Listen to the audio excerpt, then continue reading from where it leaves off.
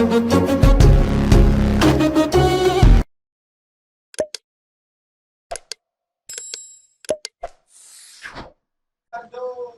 Arso, Blitar, Jawa Timur.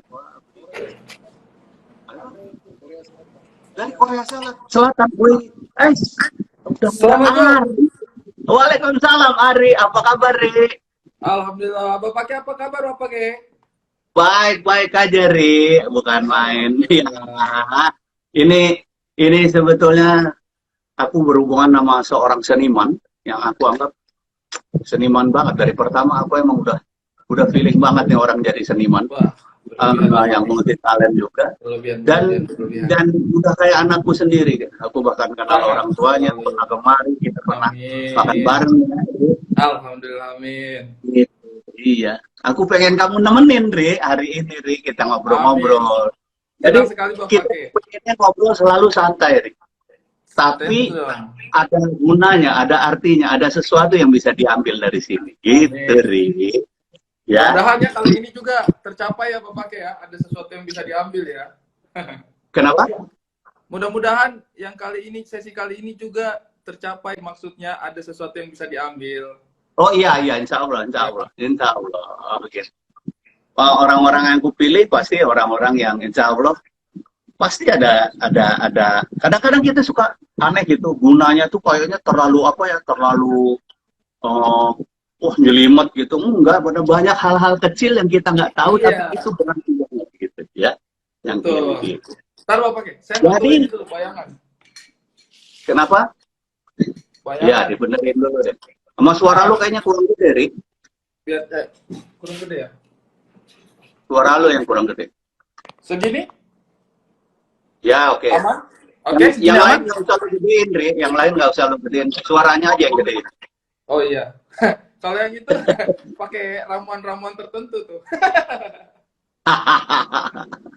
Iya. Ri, Gimana, Bapak? kegiatan apa di tengah pandemi gini, Ri? Kegiatan. Kemarin kan sebelum corona ini ya, sebelum corona menimpa bangsa kita ini, saya itu kebetulan persis baru selesai syuting film layar lebar. Mungkin sekitar 2 minggu baru selesai. Persis banget. Jadi Alhamdulillah udah selesai syuting, baru banget selesai syuting film layar lebar. Itu saya nulis sama ngedirect sendiri, Bapak. Nah, sekarang itu akhirnya pas corona nggak bisa kemana-mana, saya ngerjain itu aja, ngedit. Jadi sebenarnya kalau mau dibilang ada kerjaan, enggak. Tapi kalau mau dibilang nggak ada kerjaan, ada. Gitu. Jadi cuma nyelesain yang kemarin di syuting aja. Alhamdulillah masih ada kerjaan. Kalau aku enggak. Jadi waktu itu emang udah mau persiapan tapi nggak jadi, ya udah sampai sekarang. Ya mudah-mudahan aku sini bisa langsung ada kegiatan lah. Tapi ya itulah pasang surut ya.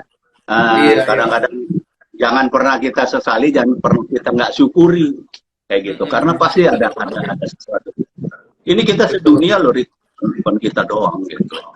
Jadi, iya. Tapi ngomong-ngomong lu tuh termasuk yang cuek atau nggak sih, atau patuh pada aturan protokol PSBB segala nggak sih? Kalau saya pada akhirnya memilih kondisional, Pak De. Memilih kondisional. Kalau waktu 2 bulan pertama saya itu benar-benar patuh, karena kan kita masih belum tahu sama sekali nih sampai kemana nih virus-virusnya. Itu kegiatan sama sekali dibatasi, benar-benar dibatasi. Nggak ada kegiatan. Saya tuh paling keluar buat belanja doang, dan itu juga pakaian cukup tertutup, jadi pakai jaket, kemudian selalu sedia hand sanitizer, kemudian pakai masker lengkap semuanya. Pas pulang langsung jaketnya dilepas. Jadi jaketnya itu khusus untuk jaket keluar. Iya, jaket keluar rumah aja, nggak dipakai buat ke ruangan lain. Itu 2 bulan pertama. Kalau sekarang sih udah cukup kondisional, jadi seandainya saya merasa kayaknya aman deh. Kalau saya merasa cukup safety, misalnya bertemu 4 orang, tapi 4 ini saya lihat, oh orang-orangnya cukup safety. Saya datangin. Atau misalnya olahraga juga, kalau misalnya saya rasa, oh suasananya cukup terkontrol, saya ikutan gitu. Tapi tetap jaga jarak, kemudian masker kemana-mana tetap sih. Cuma saya sudah mulai beraktivitas, tapi masih terukur. Kayak misalnya kemarin ada tawaran stand up, tapi indoor. penontonnya 60 orang, saya nggak mau karena saya masih khawatir karena saya nggak tahu nih yang datang siapa-siapa aja, kontaknya dari mana-mana aja, saya nggak mau. Kalau yang saya kira-kira pikirkan, kayaknya saya nggak tahu deh ini apa orang-orangnya siapa, nggak terukur untuk saya memilih untuk enggak sih. Jadi masih sesuai situasi kondisi juga. Ya kalau aku sih enggak ya. Aku memang tetap konsisten terhadap apa yang digariskan gitu, artinya ya karena kan aku 62 tahun loh, bayangin aja. Iya. Kadang-kadang juga sebelum ada ini aku suka nggak berasa loh gue 62 tahun. Nah, habis itu aku juga kan pernah operasi jantung, terus ada diabetes, jadi tahu diri lah aku ya kan. Iya, betul. Kalau kau kan, ya, tapi yang harus hati-hati adalah lo jangan sampai menjadi carrier itu terhadap orang lain.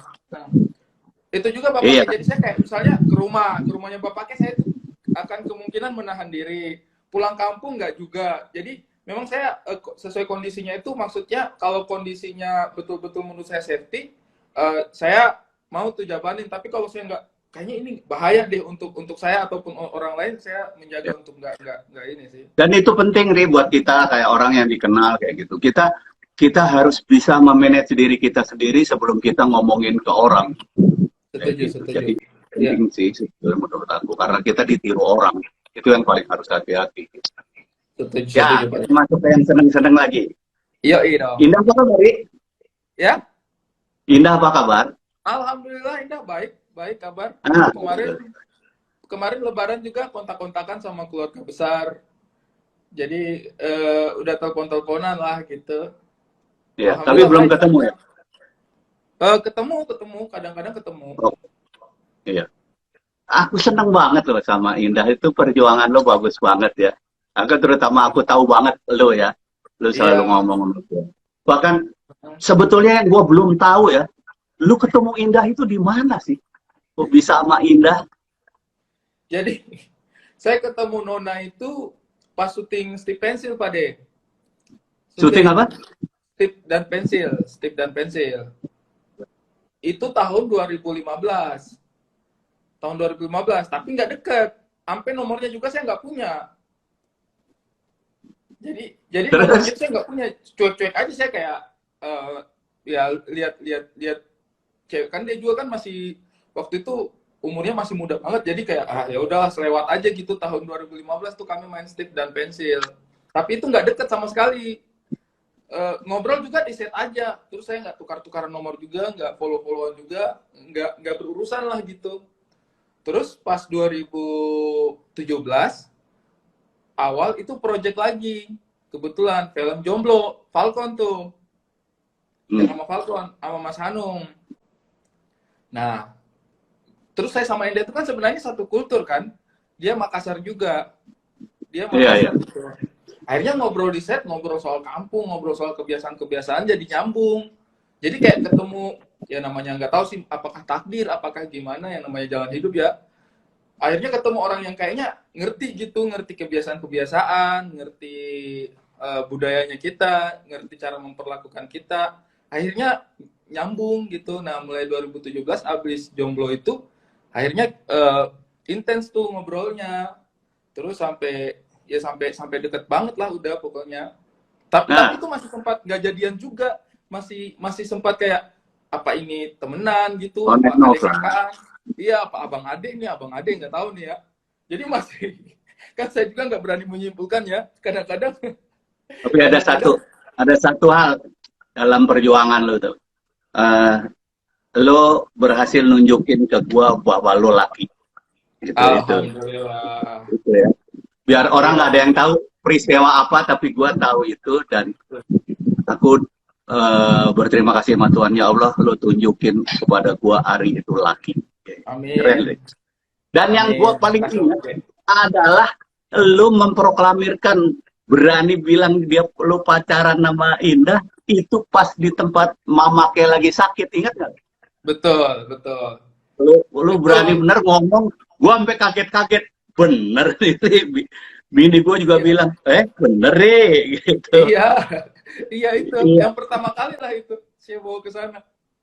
Iya itu belum sempat terekspos kemana-mana, pertama kali yang itu yang Bapak pakai pas posting itu sama sekali belum ada yang pernah tahu satupun itu. Iya, aku ingat banget.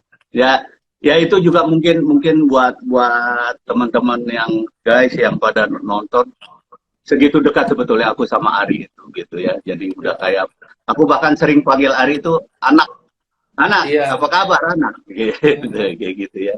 Ya, Kalau jadi kalau itu memang bahasa berkesan kita, banget, bahasa berkesan kita banget waktu waktu itu itu. kan saya orang tuanya di Sulawesi ya, orang tua kandung di Sulawesi. Jadi kenalannya lewat telepon. Kalau orang tua yang dekat kan di Jakarta kan Bapake. Jadi dikenalinnya kepada Bapake sama almarhum. Kayak Iya, ini iya. kenalin ke orang tua gitu. Kalau orang kan kenalin ke orang tua gitu ceritanya. Ya, tapi ada satu hal, insya Allah gue berdoa terus sampai kelar, sampai bahagia, sampai Amin. terus karena itulah perjuangan yang laki, seorang laki di Ari Keriting yang Amin. aku banggain Kasih banget. Bapake. Keren, Siap. keren. Siap. Gitu. Ri, tapi gini, gua ada melihat bukan metaforfosa ya, padahal lebih halampatan yang kuat dari hidup lu ya. Lu kan dulu PNS ya, Ri, ya? Belum sempat. Tapi saya kerja di kantoran sih dulu. Oh, bukan PNS, Belum sempat jadi tapi PNS. kerja di kantor kan, artinya Iya. dengan rutinitas kantor segala Iya. macam. Garap-garap proyek-proyek pemerintah juga sih kebanyakan. Iya, ya. Nah, terus kan kemudian lu berubah, lu ikut stand up comedy kayak gitu. Iya. Itu awalnya gimana sih, Ri? Jadi kan saya dulu itu kerjanya di perencanaan Bapak Ke. Jadi Perencanaan. perencanaan kota. Aha. Jadi Di Papua ya? di mana-mana. Jadi Oh, base-nya itu kantornya saya itu di Malang. Tapi kerjaannya itu di Indonesia Timur. Jadi riset ke Papua, ke NTT, ke Sulawesi, Maluku itu Kalimantan, kita itu ada proyek-proyek itu dari banyak daerah, tapi kebanyakan emang di Indonesia Timur. Nah, kebetulan kan saya orang Timur. Jadi kantor itu senangnya itu ngutus kita karena dihitung anak daerah. Jadi mungkin bisa lebih gampang dekat ke masyarakat, bisa ngerti kebutuhan masyarakat, komunikasinya juga jadi lebih gampang. Jadilah saya itu banyak apa namanya bersentuhan langsung lah dengan kebutuhan rakyat gitu, kebutuhan masyarakat. Kayak mereka butuh pasar, mereka jauh dari rumah sakit, ngerti lah pokoknya karena kita kan tugasnya emang masuk ke daerah-daerah baru untuk ngusulin pembangunan kan ke pemerintah. Terus saya biasanya kerjain itu tuh Bapak kayak. Nah, tahun 2011 Suci 1 kan itu. 2011 Suci 1. Tapi saya itu dari kecil emang tontonannya komedi. Jadi mulai dari komedinya Warkop, kemudian Benyamin S, Bing Slamet, Adi Bing Slamet masih kecil tuh yang Cowboy Cilik apalah itu. Dulu itu saya nonton banget itu. Jadi sebenarnya jauh di dalam hati itu bersentuhan sama komedi sering. Bahkan saya dulu itu masih kecil, masih SD, masih SMP gitu, tontonannya juga itu Sri Mulatnya Indosiar dulu kalau nggak salah itu yang ada bahasa ya, Jawa full, tapi ada subtitlenya. betul. Nah itu juga saya bisa ketawa tuh nonton itu. Jadi sebenarnya memang interaksi sama komedinya cukup dekat. Terus tapi saya nggak pernah main teater komedi karena di kampungnya saya itu memang teater komedi itu nggak terlalu booming gitu, belum ada ruangnya. Terus sambil kerja 2011 muncullah itu stand up komedi. Muncul stand up komedi itu Suci kan, Suci pertama. Terus saya tonton tuh. Nah, nggak tahu ada apa ya, mungkin yang namanya juga jalan hidup ya. Tiba-tiba ada kepikiran gitu kayak, kok enak nih orang-orang pada ngomongin sesuatu, tapi bisa lucu, bisa ngelawak, bisa senang orang dengernya gitu. Karena kan saya juga pasti punya banyak unek-unek kan. Saya punya banyak unek-unek tuh, udah ke Papua, udah ke NTT, pasti banyak unek-unek. Tapi kalau saya sampaikan dengan tegas, mungkin orang-orang pada ngeri gitu, ini orang apain Ada ngomel-ngomel, menimbulkan keresahan kadang-kadang. menimbulkan keresahan. Terus saya stand up comedy ini kok seru gitu. Mereka kayak punya keresahan, tetapi pas disampaikan orang seneng dengernya. Akhirnya saya tuh kepikiran untuk nulis Bapak kayak. Saya nulis tuh, saya nulis, belum mengerti teknik, belum mengerti apa segala macam. Itu saya nulis komedi terus sharing-sharing sama sepupu-sepupu. Saya teleponin tuh sepupu-sepupu. Lucu ternyata. Terus kulihat kan kayak stand up comedy ini kayaknya satu orang bisa ngelakuin gitu.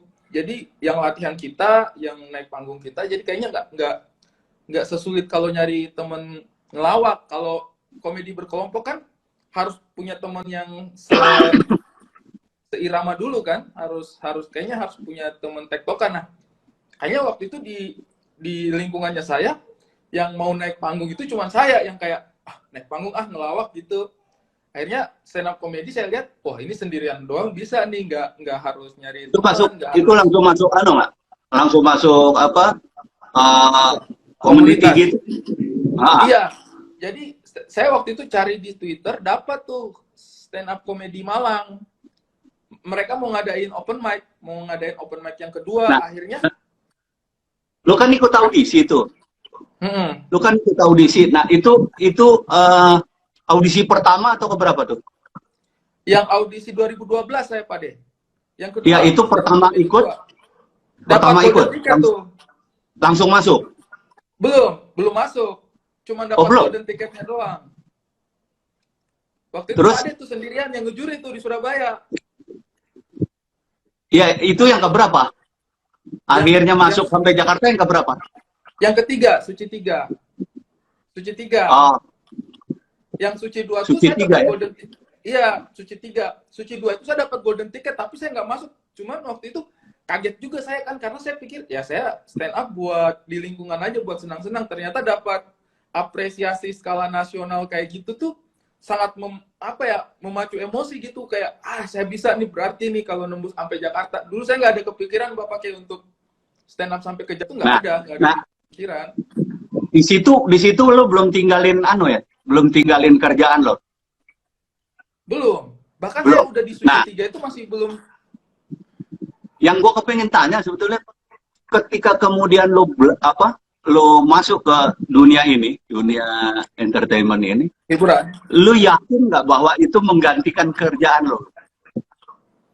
Nah, dulu saya di Malang itu kerjaannya itu lumayan bagus, karena saya garap itu desain animasi 3 dimensi untuk urban design. Itu bayarannya banyak, Pak De. Jadi kayak misalnya kita kerjakan itu 3 bulan, banyak lah pokoknya, lebih daripada UMR jauh gitu sekitar. Untuk bertahan hidup jauh lah. Pokoknya untuk anak muda umur saya kayak gitu cukup berduit lah dengan kerjaan-kerjaan itu. Terus saya gugup juga tuh, ragu tuh Pak De. Kayak apakah saya mau pindah ke Jakarta? Nah, Suci 3 itu saya masih belum memutuskan total di stand up. Saya ngikut lomba aja gitu, yang penting bisa sharing-sharing sama teman-teman. Terus ikut tour Suci 3 juga. Saya itu masih tetap ngekos di Malang, masih ngebase di Malang. Akhirnya habis film Comic 8. Nah, saya pertama kali memutuskan untuk kayaknya ini bisa jadi jalan hidup itu selepas film Comic 8. Jadi saya itu baru benar-benar pindah di Jakarta itu tahun 2014, Pak De. Comic 8. Jadi pas kita promo Comic 8. Tapi gini, lu berasa nggak gue lebih yakin daripada lu waktu itu? Berasa mungkin, karena saya itu nggak berani. Dan salah satu yang benar-benar gue perhatiin adalah lo. Ingat nggak lo? Iya. Gue sampai marah gede ketika lo juara 3 hanya karena kurang waktu. Betul. Bapaknya saya ingat ngomel-ngomel, kenapa lu? Saya ini Pak De, saya lupa materi 2. Lu nyiapin materi kurang? Enggak Pak De, ada 2 materi kelewat. Wah gila lu ya, bener-bener. Lu kecapean waktu itu. Waktu itu kecapean, lagi gak enak badan. Sekarang kayak gini. Lo kan udah pilih jalan ini. Iya. Menurut lo berkomedi di Indonesia itu sejalan sama cara berpikir lo? Cara berpikir? Cara berpikir lo. Kita kan berkomedi nih sekarang. Iya. Artinya sejalan nggak sama apa-apa yang pengen lo sampein, sama ada satu hal yang paling penting, mungkin ini juga untuk viewer ya, bahwa aku tuh selalu menilai seorang komedian itu harus bisa membuat ketawa orang. Tapi kemudian mempunyai nilai plus ketika dia punya visi dalam hidupnya untuk menyampaikan sesuatu selalu. Dalam artian kebaikan ya untuk masyarakat. Kayak gitu. Itu yang gue pilih. Jadi karena dia bukan hanya sekedar membuat ketawa, menghibur, tapi juga memberikan pesan positif. Nah, itu gue lihat ada di lo kayak gitu. Jadi, makanya gue kepengen tahu, pikiran lo terhadap itu, terhadap visi, terhadap keresahan lo kayak gitu, sejalan nggak sih sama berkomedi di Indonesia kayak gitu? Untuk saya sih dengan yakin saya akan jawab sejalan Bapak Ke. Dengan yakin. Karena saya melihat begini. Saya kan berusaha memahami diri saya itu sebagai orang Indonesia Timur dengan segala macam permasalahan yang dibawa dari Indonesia Timur. Nah, menurut saya sebenarnya masalah yang paling menantang untuk generasi mudanya Indonesia Timur itu adalah berkontribusi sebanyak-banyaknya. Karena selama ini Indonesia Timur itu selalu dilihat itu ketinggalan, harus dibantu, harus didorong. Sehingga kita itu kayak, apakah kita menjadi beban bagi bangsa kita? Apakah kita ini hanya menjadi pembawa kesulitan? Karena apa-apa tuh pasti orang kalau bicara ke Indonesia Timur, pasti itu yang dipikirkan, pendidikannya rendah, kemudian teknologinya tertinggal, sumber daya manusianya jauh. Nah, dengan saya berkomedi, Abdur berkomedi, Mamat berkomedi, saya rasa itu adalah awal yang bagus untuk kami anak-anak generasi muda Timur menunjukkan bahwa kita itu bisa berkontribusi di bangsa ini. Minimal kami bisa bawa tertawa lah untuk orang-orang Indonesia dari Sabang sampai Merauke gitu. Jadi untuk saya itu membangun kepercayaan diri gitu. Mungkin generasi setelah saya tidak hanya lagi sekedar bawa ketawa. Mungkin mereka bisa bawa teknologi yang maju untuk Indonesia. Mungkin mereka bisa menjadi jenderal-jenderal yang bisa membuat Indonesia gagah perkasa di seluruh dunia. Mungkin mereka bisa jadi pejabat-pejabat, menteri-menteri, ilmuwan-ilmuwan. Tapi menurut saya sih, kita sih harus sama-sama ya, bukan hanya di Timur, mungkin di Kalimantan, di Tanah Jawa, mungkin di Sumatera, untuk memberikan kontribusi itu sih Pak Ade. Dan saya rasa sih, dengan saya lahir sebagai komedian, minimal saya itu terlihat sebagai memberikan kontribusi gitu. Orang ketika orang Timur hadir, wah tidak hanya berpikir, wah ini harus dibantu, wah ini harus, atau protes-protesnya bukan hanya tentang tuntutan-tuntutan aja, tetapi justru tentang apa yang kita bisa beri gitu. Jadi untuk saya sih, paling tidak saya, untuk Indonesia saya nyumbang tawa lah, kalau misalnya saya hadir, orang-orang Indonesia bisa happy gitu. Ya artinya kayak gitu, minimal nyumbang tawa. Tapi bahwa ada apa ya, ada sebuah misi, ada sebuah visi dari kita, itu menurut aku positif banget, selama dalam artian positif ya. Kayak minimal lu kasih lihat budaya. Waktu itu yang aku garis bawahi di Elo itu dulu, justru lu mungkin orang pertama, stand up comedian pertama yang aku nilai yang membawa budaya sebagai bahan lo, sebagai ciri khas lo. Nah, itu minimal kita memberi pengetahuan mengenai budaya lain. Apalagi orang-orang yang di Jakarta ini kan suntuk dengan pikirannya sendiri, dia kadang-kadang lupa. Oh ya, di sana ada yang nggak makan. Oh ya, di sana ada bayi lahir nggak ada yang ngurus, kayak gitu. Gitu. Iya. Kehadiran orang yang memperlihatkan budaya itu menurut gua sebuah sumbangsi juga untuk kita berpikir, oh ya di sana ada yang lebih ini begini, ada yang begini. Di sana ada keindahan yang seperti ini. Banyak hal gitu. Dan lo lakukan itu. Gue demen banget ya. Nah, sama ini lagi sih Pak De, visinya kita sama-sama, dan ini maksudnya saya sepakat sama teman-teman Komika Timur juga, karena bukan hanya saya sekarang kan yang maju stand up dengan identitas Indonesia Timur. Kalau kami melihat begini, Indonesia ini kan selalu ibaratnya mengagungkan Bhinneka Tunggal Ikanya, keberagamannya. Tetapi di layar televisi itu sangat sedikit perwakilan-perwakilan dari keberagaman ini yang bisa kita lihat gitu, sangat sedikit. Bahkan kadang-kadang ketika itu mau ditampilkan, menurut saya sih ditampilkan dengan cara yang tidak terlalu tepat gitu. Ditambah lagi, dialek-dialek itu kadang-kadang selalu diidentikan dengan ketertinggalan. Jadi seakan-akan hanya dialog-dialog orang kota aja gitu yang identik sama kemajuan. Kayak kalau di sinetron itu kan orang kota ke kampung, wah dialognya keren banget. Makanya ketika aku jadi juri di stand up comedy di Suci dan juga audisinya, satu hal yang paling aku nggak suka, kenapa seluruh stand up comedian selalu ngomong gue. Iya, padahal dari daerahnya gitu. Ya, padahal kadang-kadang nggak enak kedengerannya. Misalnya lu dari Arab, gue, jadi gue udah bilang. Gue di Sulawesi itu, gue di gitu. Jadi orang Jawa apa gitu, gue gitu. Gue kan bilang. Itu yang gue hindari, karena gue kepengen sekali komedi itu harus colorful, itu cita-cita Setuju. Warkop. Kenapa aku juga kepengen selalu ada di apa ya, di kancah komedi, bukan hanya sebagai pelawaknya, bukan hanya sebagai komedian, tapi kepengen benar bahwa komedi di Indonesia ini colorful, Pak. Nah, Setuju, Pak. ini yang colorful. Itu, Colorful iya, itu itu tidak akhirnya semuanya bisa saya itu, diterima. mm-mm. Pasti Akhirnya ada saya, pembulian-pembulian. iya, iya, iya. Ya kan? Tapi, Nah, sekarang itu yang gue pengen tanya sama lu. Menurut lu tuh gimana? Lu kan juga banyak dibully, sama Warkop juga zaman dulu. Kan kita, bahkan kita satu-satunya, mungkin dari pelawak kita satu-satunya.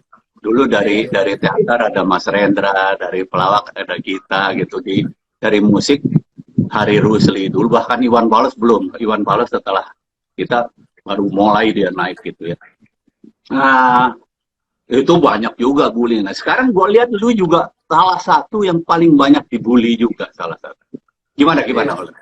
Kalau menurut saya sih orang-orang itu kan untuk saya sih setuju dengan istilah bahwa orang-orang kadang-kadang takut pada sesuatu yang tidak mereka pahami. Takut pada sesuatu yang tidak mereka pahami. Jadi kadang-kadang komedi itu kan dia bahasanya kita kan nggak lurus, Pak De. Bahasa kita itu ada kelokannya gitu. Jadi kadang-kadang kita mau bilang majukan Indonesia Timur dong, biar kita pembangunannya sama rata gitu, biar adil makmur sejahtera merata itu ada.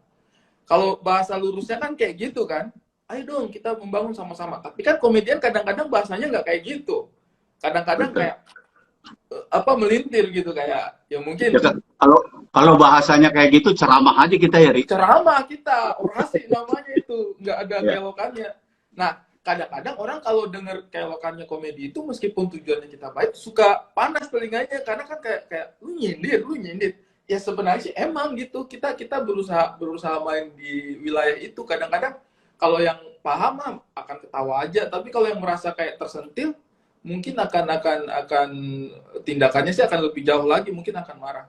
Tapi untuk saya sih, saya tidak peduli. Namanya keberagaman, namanya kesejahteraan, kemerataan sih bisa dikomunikasikan dengan cara apapun. Kita sudah pilih komedi sebagai cara Apalagi komedi. kita. Iya, tapi memang beresiko. Orang kalau mau ceramah aja, kadang-kadang isi ceramahnya benar, yang merasa tersinggung pasti menyerang gitu. Apalagi kita yang komedi, yang emang bawaannya kan komedi kan nyeleneh gitu menurut saya. Jadi emang itu ada resikonya, cara komunikasi kita itu ada resikonya gitu. Ditambah lagi pas lo muncul, demokrasi itu terjadi. Orang boleh ngomong, boleh protes, boleh apa. Kalau zaman aku kan enggak, hanya orang-orang tertentu yang kita tahu dia mewakili siapa, kayak gitu kan.